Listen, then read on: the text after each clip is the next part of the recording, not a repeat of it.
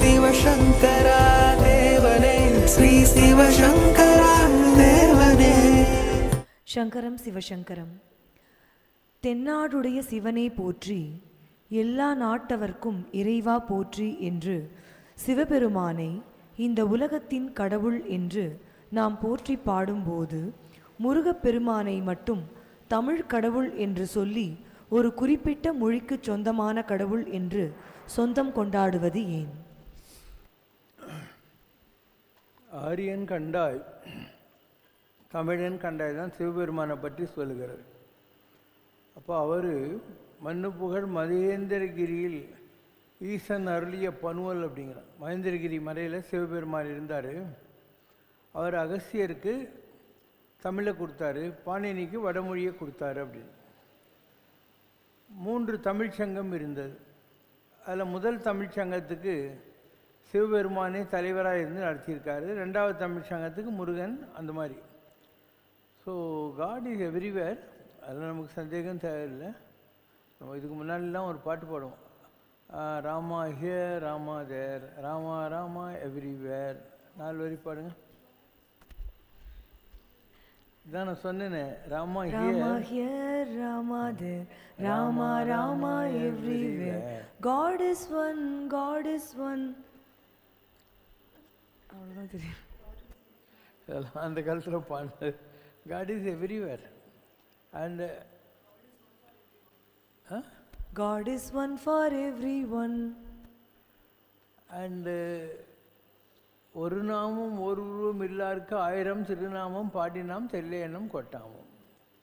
Same electricity is fan there, mic here, right there.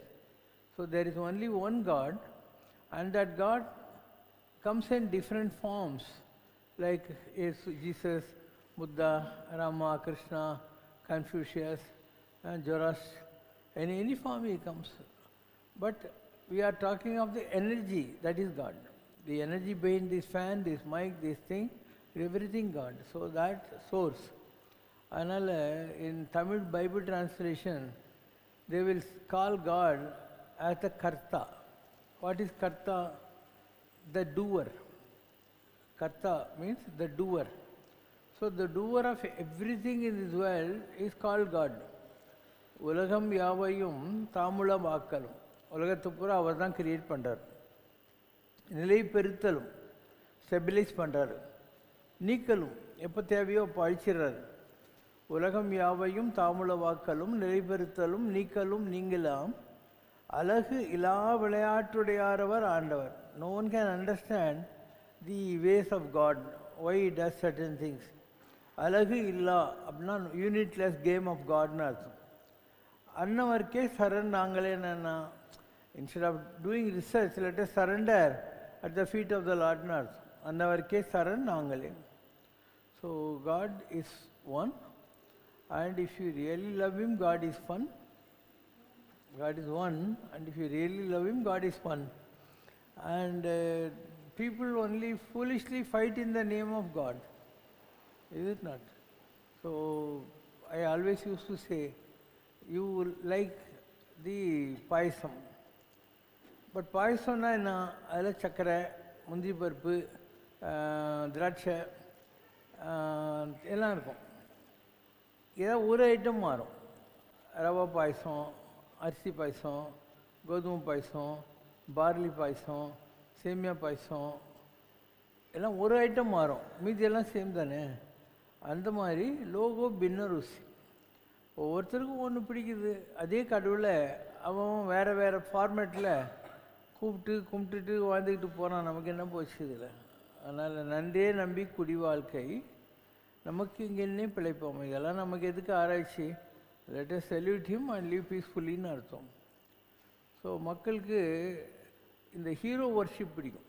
ஒருத்தருக்கு ரஜினிகாந்தை பிடிக்குது, ஒருத்தருக்கு கமல்ஹாசனை பிடிக்குது, ஒருத்தருக்கு விஜய் பிடிக்குது, ஒருத்தருக்கு அஜித்தை பிடிக்குது. ஏதாவது காரணங்க தான். எல்லோரும் துட்டு வாங்கிட்டு தான் நடிக்க போகிறோம். So don't father.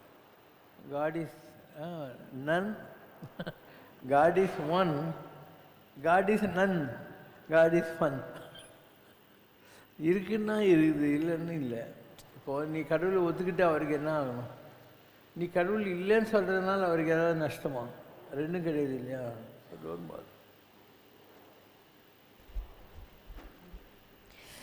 இறைவனை வெளியில் தேடுவதை விட உள்ளுக்குள் தேடினால் எளிதில் அகப்படுவான் என்ற தத்துவத்தை மனித இனத்திற்கு விளக்குவதுதான் விநாயகருக்கும் முருகப்பெருமானுக்கும் ஒரு மாங்கனிக்காக கைலாயத்தில் அம்மையப்பர் வைத்த போட்டி என்று முந்தைய அருளுரை ஒன்றில் தெரிவித்திருக்கிறீர்கள்.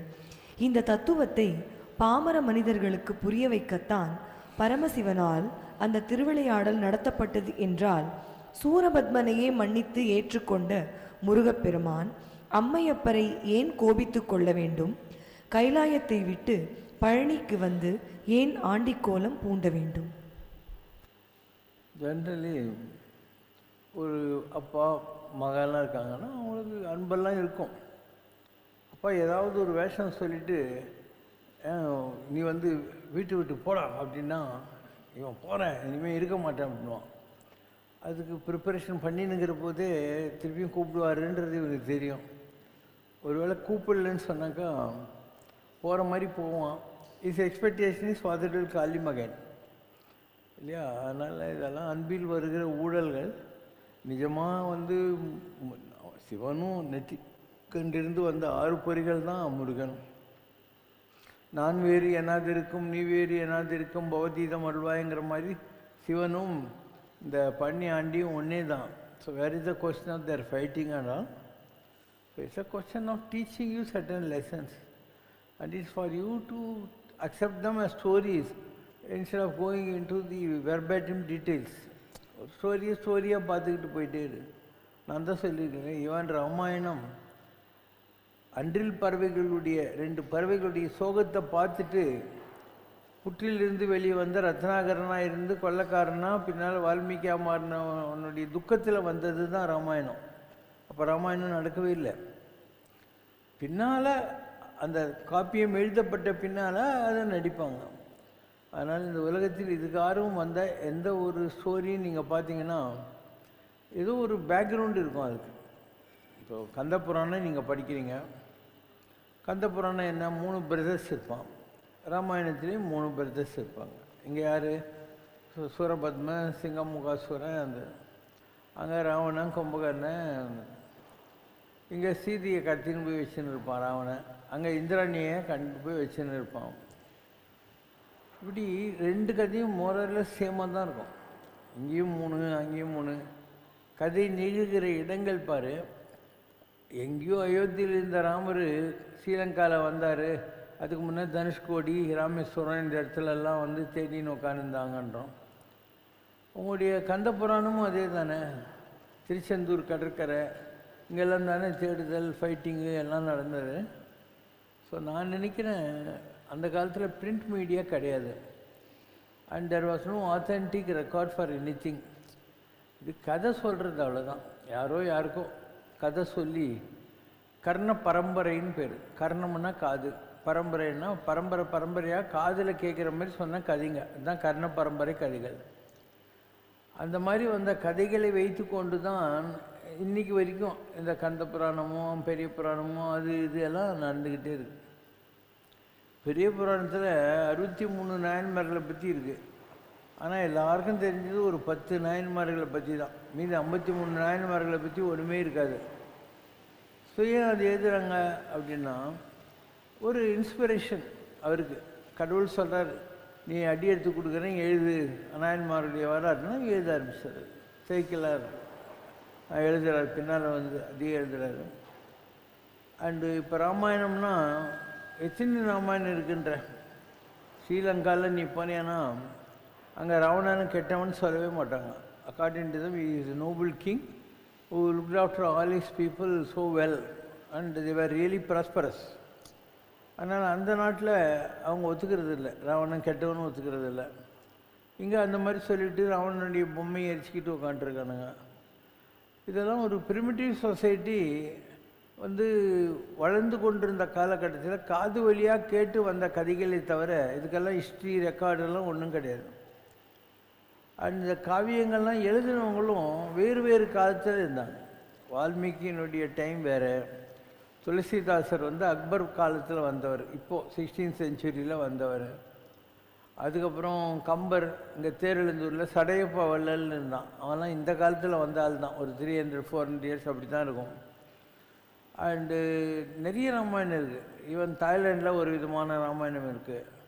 அண்டு இப்போ ஒரு சாதாரணமாக ஒரு ராமாயணம் இருக்குன்னா அதையே வந்து லோக்கலைஸ் பண்ணி ஜனங்களுக்கு புரிகிற மாதிரி எழுதினாங்க இல்லையா, அப்படியும் இருக்குது.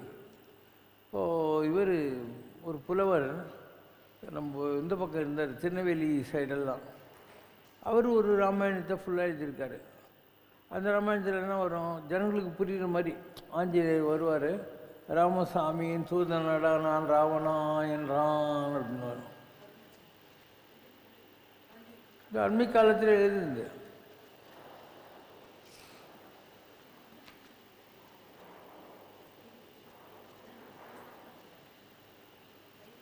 இதுவும் ராமாயணம் தான். ராமசாமி தூதனா நடா அடடா ராவணா நானடா என் பேர் ஹனுமானடா. மாமலர் தலைவாசனும் கைலாசனும் ரிஷிகேசனும் மறைந்து நின்ற கந்தனான் அல்லடா அல்லடா. ராமசாமி தூதனா நடா அடடட ராவணா என் பேர் ஹனுமானடா. கொடுத்த வரமும் தனம் கனகமும் வீணிலே ஏன் போக்கிறாய், குடிக்கும் பாலை ஐயையோ கமர் வெடிக்குள்ளே ஏன் பார்க்கிறாய். ராமசாமி தூதனா நடா அடா அடடா ராவணா. இது அண்மை காலத்தில் அருணாச்சல கவிராயர்னு ஒருத்தர் எழுதுந்து. நீங்கள் தாய்லாண்டுக்கு போனீங்கன்னா அங்கே மலை மேலே டெய்லி தே கண்டக்ட் ராமாயணா ஷோஸ். எல்லாம் உட்காந்துக்குவாங்க, அத்தனை கேரக்டரும் ரியல் காஸ்டியூம்ஸில் வந்துக்கிட்டு ஆடுவாங்க. அதை பார்க்கறதுக்கு பெரிய அளவுக்கு க்ரௌடு, டிக்கெட்லாம் இருக்கும். அவங்களுடைய ஸ்டோரிஸ் ஒரு மாதிரி இருக்கும். இன்னொரு ராமாயணத்தில் ராவணனுக்கு சீதை மக, அவளை பூமியிலேருந்து எடுத்தாங்க இல்லையா, அது ராவணனுடைய பொண்ணு தான், அதனால தான் அவளை பாசத்துக்காக கூட்டும் போட்டான்னு ஒரு கதை இருக்குது இல்லையா. இனியவே because he was found out, no one knows whose father was this. சரி, நம்ம சம்ரட்சணையில் நம்ம ஒரு ராமாயணம் எழுதணும் இல்லை, பாதுகா ராமாயணம் எழுதணும். ஏன்னா ராமருடைய பாதத்தை வச்சு எல்லாம் வருதுன்ட்டு ஃபுல் ராமாயணத்தை நம்ம எழுதிட்டோம். அயுதிமா நகரிலே ஐயன் ஸ்ரீராமனா அழகாய் தவழ்ந்த பாதம், அற்புத இசை கூட்டும் தண்டு கிண்கிணிகளும் அசைய நடந்த பாதம், தர்மத்தை நிலைநாட்ட தாரணி தன்னிலை தான் வந்த விஷ்ணு பாதம், கர்மத்தை செய்பலன் நான் தருவேன் என கருணையோடு சொன்ன பாதம், சூரிய குலத்தவரின் பெருமை விளங்கிட பூவுலகு வந்த பாதம். ஓகேவா, இது பெருசாக போகும், லாஸ்ட் வரைக்கும் ஒரு Ramayanam. And this use to be ஒரு டேலிஸ்மேன் மாதிரி, ஒரு ரட்சை மாதிரி. அந்த காலத்தில் யாருக்காவது ஒரு வேலை ஆகணும்னா வீட்டில் விளக்கேற்றி இதை படித்தா அது நடக்கும். அதுக்கப்புறம் யாரோ ஒரு பொம்பளை திருத்தண்டியில் குளத்தில் முழுகி போட்டா, அவள் கையில் பாதுகா ராமாயணம் புக்கு இருந்ததுன்னு நினைக்கிறேன். அப்போது கொஞ்சம் கூட அந்த புக்கும் நினைல, அவளும் நினைல, குளத்துலேருந்து அப்படியே எழுந்திரிச்சு வந்தாங்க. இதெல்லாம் நம்ம ஏற்கனவே ரெக்கார்ட் பண்ணி வச்சுருக்கோம். ஸோ வார்த்தைக்கு ஒரு பவர் இருக்குது. மந்திரம் போல் வேண்டுமாடா சொல்லின்னு ஆற்றல் அப்படின்னா, வார்த்தைக்கு ஒரு மந்திரம் மாதிரி பவர் வரணுன்றாங்க. அது ஒரு ஜென்யூனாக கடவுளுடைய நம்பிக்கையை வைத்துக்கொண்டு எழுதுகிற போது அந்த மாதிரி பவர் வர்றதுக்கு வாய்ப்புகள் நிறைய இருக்குது. ஸோ ராமாயணம் எத்தனை ராமாயணம், சரி அதெல்லாம் விட்டுருவோம். ஒரு நேரம் என்டி ராமராவ், அதில் அவர் ராமர், சிவாஜி பரதன், நரசிம்ம பாரதின்னு ஒருத்தர் இருந்தார், அவர் லக்ஷ்மணன். இது முதல்ல வந்த சம்பூர்ண ராமாயணம். பி பொல்லையான்னு ஒருத்தர் எடுத்தார். அதில் பத்மினி நடித்தாங்கன்னு நினைக்கிறேன் சீதையா. அதுக்கப்புறம் ரீசன்ட் டைம்ஸில் நயனதாராவை சீதையா போட்டு ஒரு ராமாயணம் வந்துச்சு. ராமானந்த சாகர் சீரியலே எடுத்தான், காலையிலேருந்து சாயந்தரம் வரைக்கும் அத்தனை பேரும் அதை கட்டிக்கின்னு அழுதுருந்தாங்க நார்த் இந்தியாவில். ராமானந்த சாகருடைய ராமாயண காவியத்தை பார்த்துருந்தாங்க.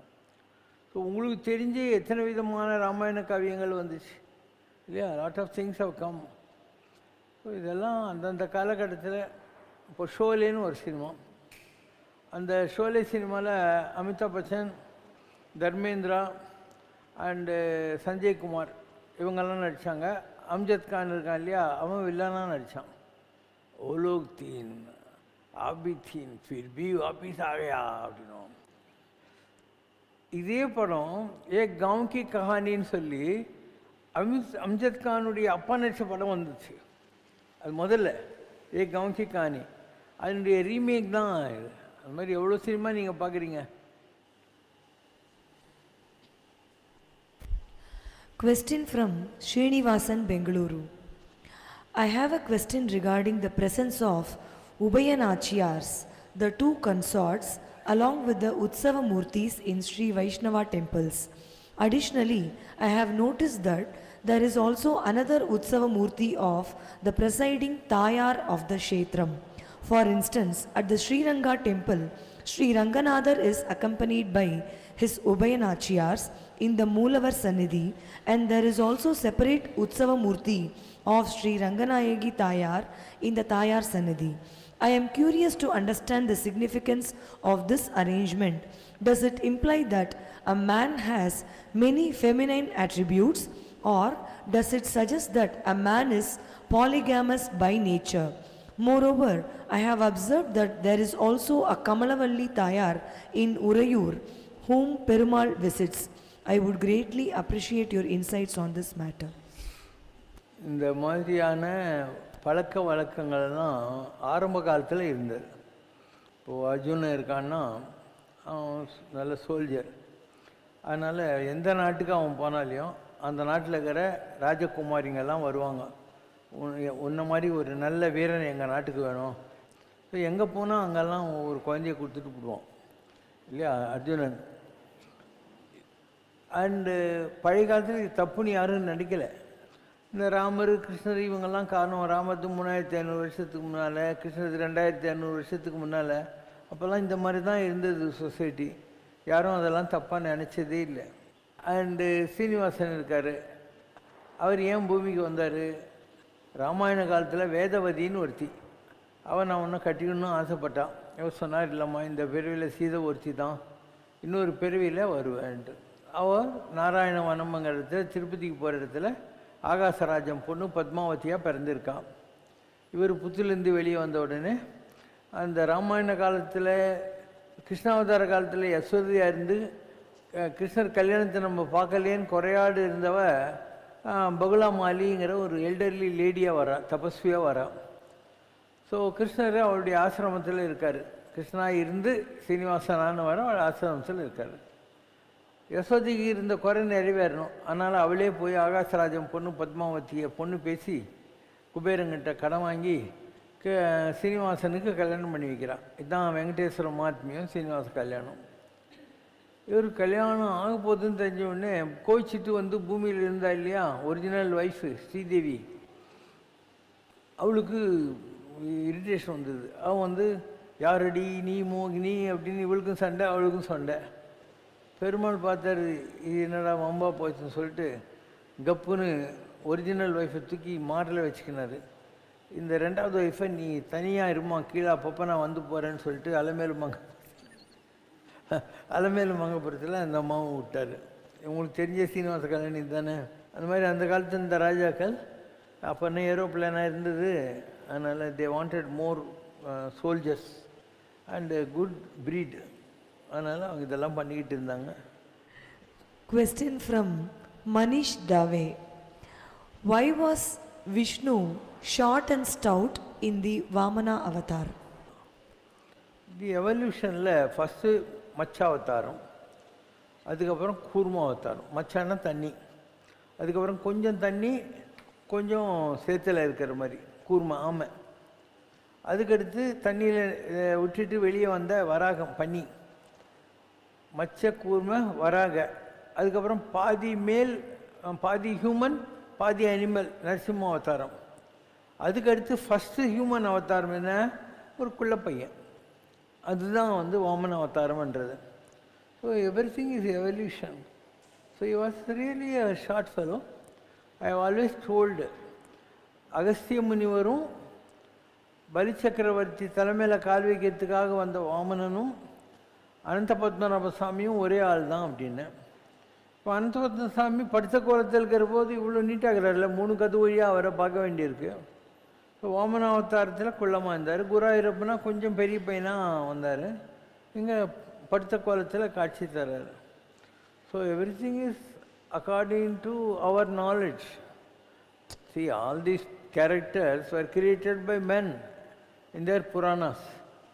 புராணா அப்படின்னா என்ன? பழைய காலத்து விஷயம்னு அர்த்தம். நயானா லேட்டு, புராணானா பைசு. All these are concocted stories by a growing or evolving society. So no need to take anything seriously. Evolution அவ்வளோதான். குள்ள பையன் வந்தான். அதுக்கப்புறம் கொஞ்சம் கோபத்தாவங்கள் உள்ள பரசுராமர் வந்தார். அதுக்கப்புறம் ஒரு பெர்ஃபெக்டட் நார்மல் ஹியூமன் ராமர் வந்தார். அதுக்கப்புறம் எக்ஸ்ட்ராடினரிலி டிவைன் பவர் ஓடக்கூடிய ஒரு கிருஷ்ணர் வர்றாரு இல்லையா? இப்படி தானே வராங்க. ஸோ உலகத்தில் எவல்யூஷன் இருந்துக்கிட்டு தான் இருக்கும். 7ஆம் கிளாஸ் 8ஆம் கிளாஸ் 9ஆம் கிளாஸ் 10ஆம் கிளாஸ் மாதிரி. அலெக்ஸ் சித்தர் தனக்கு எதிலுமே ஆர்வமில்லை என்று தனது ஸ்தூல சரீரத்தை விட்டிருக்க கூடும் என்று அருளுரை ஒன்று தெரிவித்தாங்கள். மகான்களின் நெற்றி பகுதியில் இருக்கும் நீலமணிதான் அவர்களது ஆத்மா பல இடங்களுக்கு பயணப்படும் வாகனம்.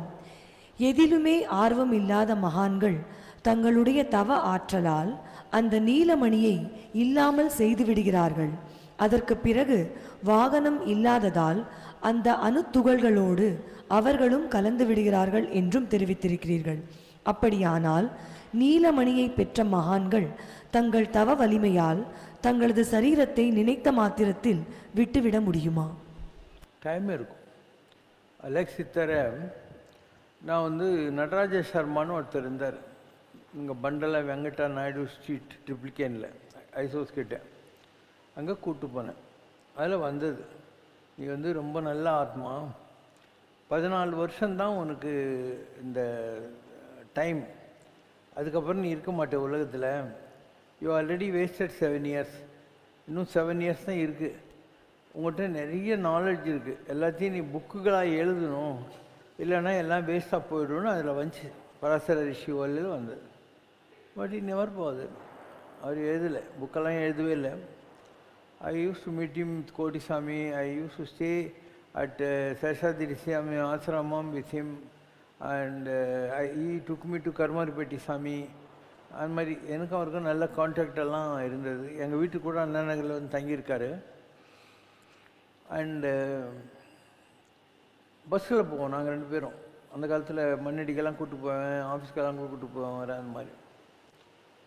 அண்டு கோடிசாமி சொன்னார், நீங்கள்லாம் ரிஷிகோல், சித்தர்கோல், சிவசங்கர் பாபா, மகாவிஷ்ணு, தாத்தாக்கு நீங்கள்லாம் சப்போர்ட்னார். சிவசங்கர் பாபா, மகாவிஷ்ணு, நீங்கள்லாம் ரிஷிகள், சித்தர். எப்படி உலகத்தில் ஒரு ராமர் வந்தால் அகஸ்தியர் வராரு, பரத்வாஜ ரிஷி வராரு, வசிஷ்டர், விஸ்வாமித்திரலாம் வர்றாங்க. அது மாதிரி நீங்கள்லாம் ரிஷிகள், சித்தர்கள், இவருக்கு சப்போர்ட் பண்ணணும் அப்படின்னு சொல்லி சொன்னார்.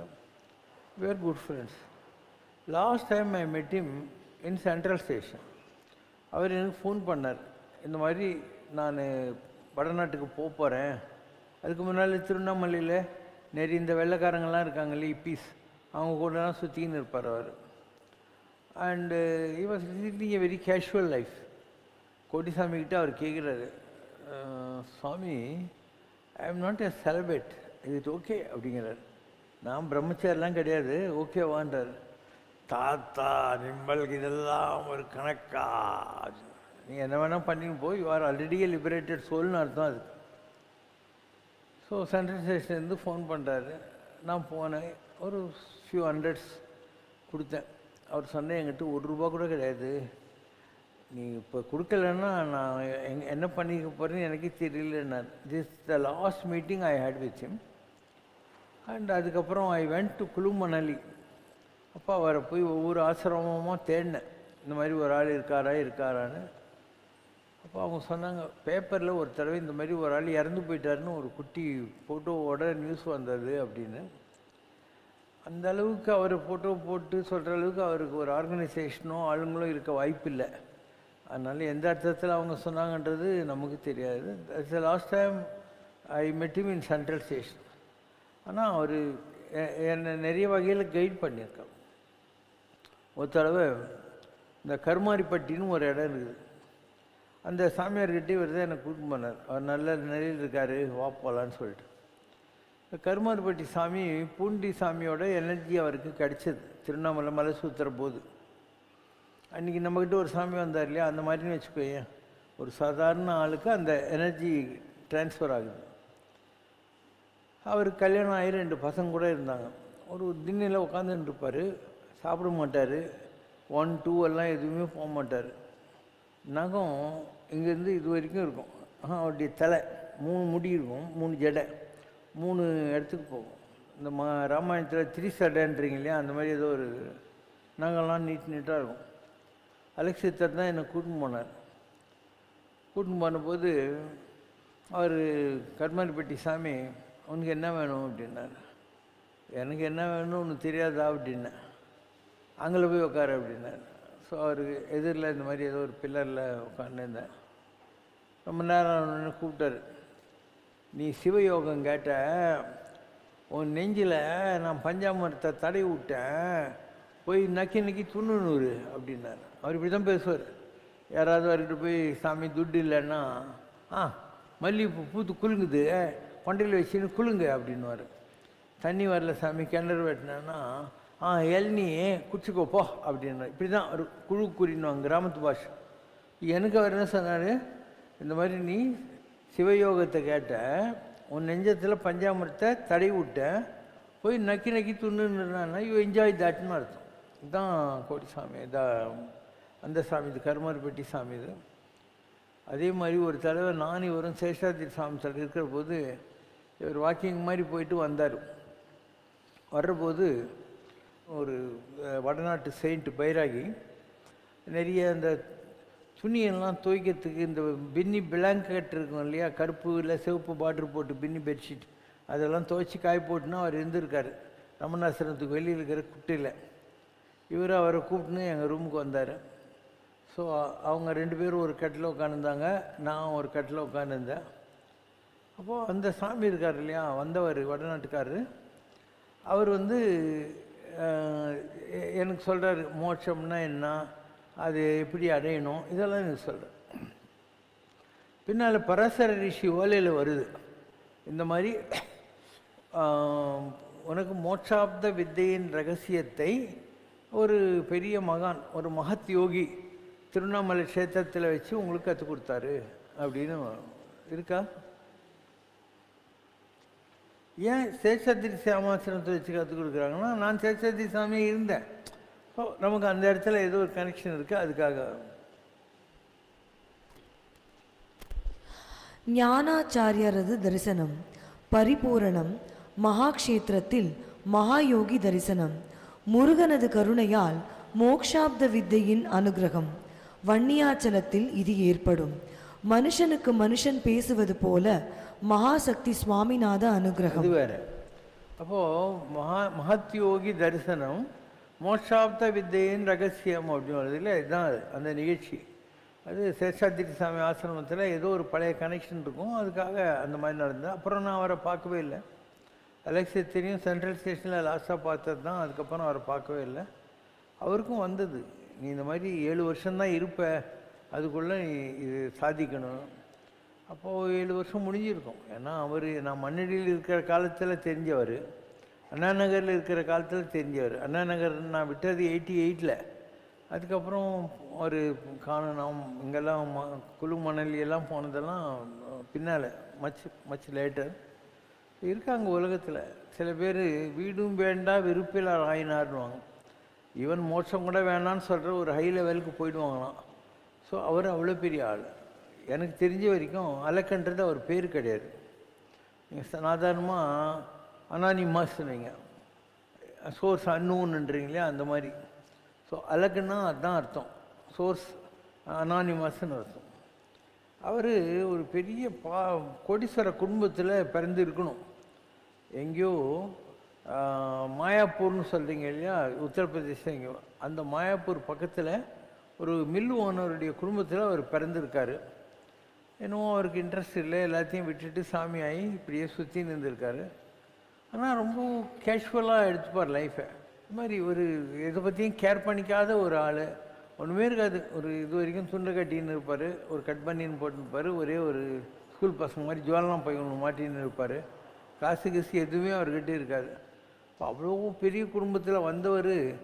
அவர் வடநாட்டில் எவ்வளோ பேர் சொன்னாங்களாம், பெரிய பெரிய சாமியாருங்கெல்லாம், நீ எங்கள் ஆசிரமத்தில் வந்து சேர்ந்துக்கோ, நாங்கள் உனக்கு மடாதிபதி ஆக்கிடுறேன் எனக்கு அப்புறம்லாம் சொல்லியிருக்காங்க. அவருக்கு இன்ட்ரெஸ்ட் இல்லை. இல்லைன்னா வடநாட்டில் ஒரு ஆசிரமத்துக்கு ஜாலியாக தலைவராக உட்காந்துட்டு நிம்மதியாக இருக்கலாம். அதை விட்டு இப்படி பைராகி மாதிரி ஊர் ஊராக பரதேசி மாதிரி சுற்றின்னு இருந்தார். அவர் ரொம்ப ஹை லெவலில் வருது. அதுக்கப்புறம் நான் அவரை பார்க்கல. ஓம் ஜெய் சிவ சங்கரரே சுவாமி ஜகத் பரிபாலகரே ஆதி சங்கர அவதாரா அநாத ரக்ஷகரே.